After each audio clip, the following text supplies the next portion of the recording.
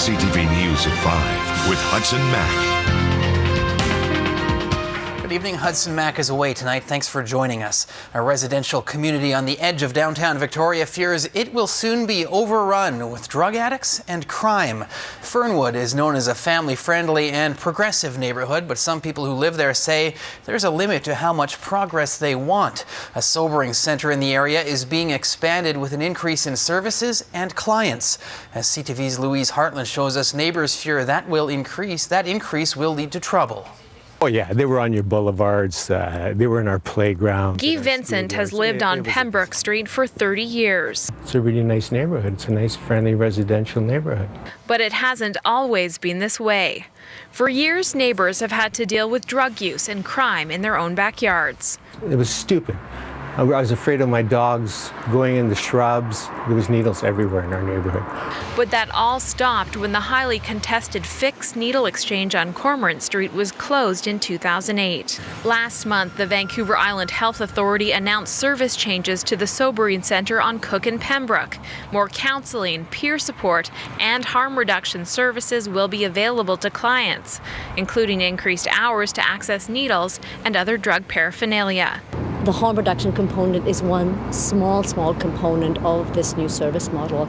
And so we are aware of these concerns, and they were brought to our attention and the city's attention prior to Christmas, and we're working on organizing a community information session so we can share more information about the model and answer the community's concerns.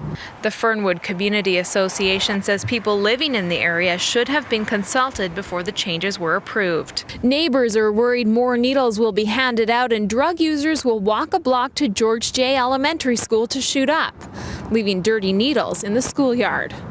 VIHA says harm reduction has been a community discussion for over a decade, and all of the information is on its website. That location has been providing harm reduction supplies, including needles, for many years. And that is why the health authority says no consultation was made.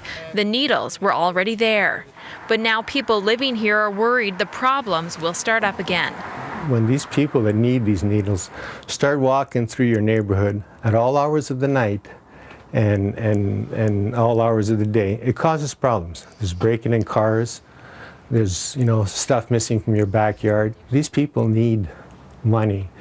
Not only, they get the needles free, but they need money for the drugs.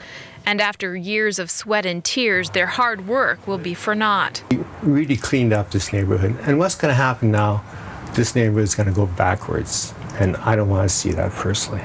And neither does anyone else. Louise Hartland joins us now live with more. Louise, what is behind VIHA's decision to expand services at the Cook and Pembroke site? Andrew, the goal is to offer services to the city's hardest to reach, approximately 100 people who have addiction and mental health issues who until now seem to have fallen through the cracks. Homeowners in the community say they are bracing for the worst, including a drop in the value of their homes.